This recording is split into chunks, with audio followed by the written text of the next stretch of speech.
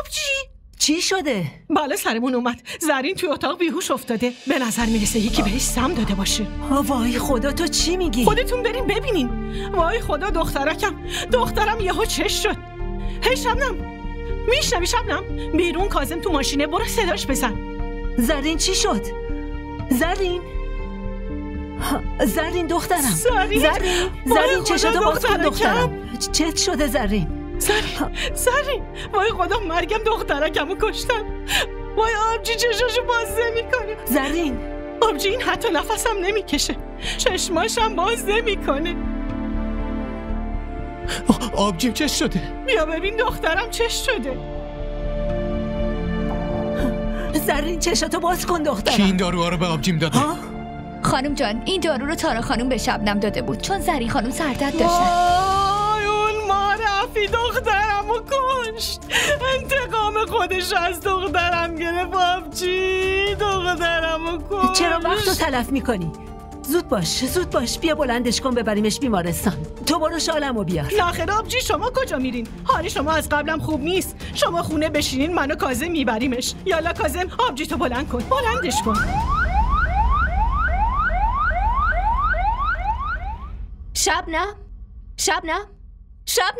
شبنم زنده داشت چش شده. کجا بردنش؟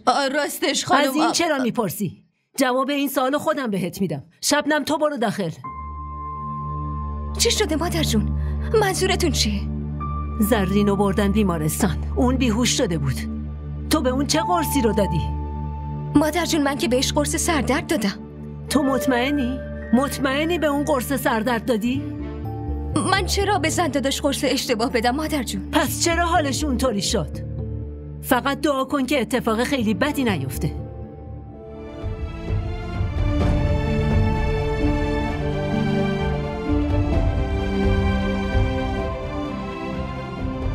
وای خدای من، برای زنده داشت اتفاقی نیفته، وگرنه من توی دردسر جدیدی میافتم.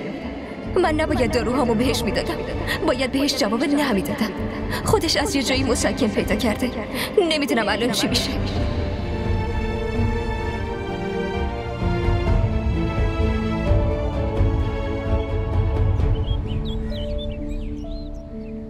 مامان یالا غذا رو بیار. تا تو اینجوری یواش یواش بیاری سرد میشه که. آوردم. تو که غیر از سیر کردن شکم خودت به فکر هیچ چی نیستی. بفرما بگیرش. مرسی. من حس میکنم یه بار سنگینی از روی دوشم برداشته شد. در ضمن مامان این نظرت فوق‌العاده بود. بشین و تماشا کن. برای تارا خانم قراره چه اتفاقایی بیفته. من با فکر اینکه چه حالی داره خنده‌ام میگیره. آبجی تو به جون ما دعا کن که این مشکل بزرگو چقدر راحت تونستیم حل کنیم. کی زنگ زده؟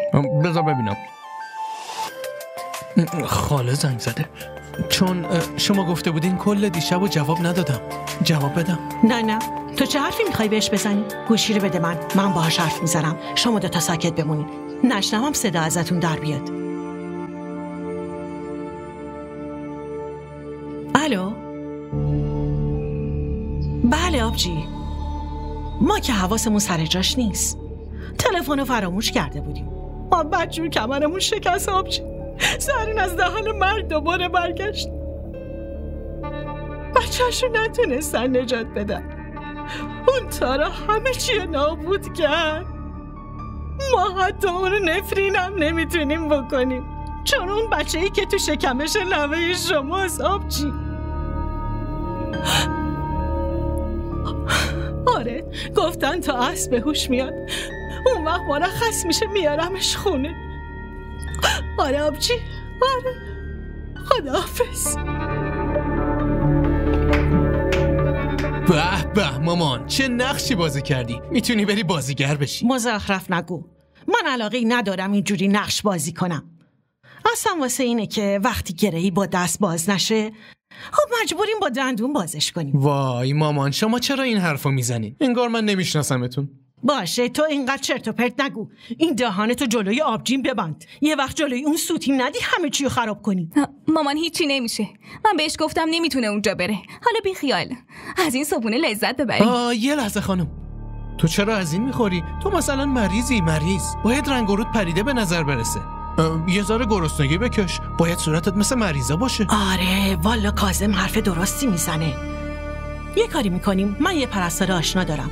باید نزدیک اسب پیشش بریم. اون به دست آنژیوکت و این چیزا بزنه تا همه باورشون بشه تو واقعا مریضی. آره این درسته.